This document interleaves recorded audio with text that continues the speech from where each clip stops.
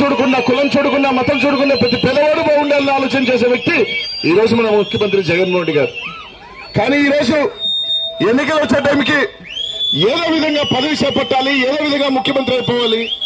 అసలే వయసు భయపడిపోయింది, 75 దాటేసి వచ్చే 5 సంవత్సరాల తర్వాత ఈ పార్టీ ఏముంటుందో ఏమో తెలియదు. ఈసారి ఓడిపోతే నేనేమి రాజశేఖర రెడ్డి గారి లాగా పులిబిడ్డను కనలేదు, ఒక ముద్ద పప్పుని కన్నాను, ఒక తుప్పుని కన్నాను.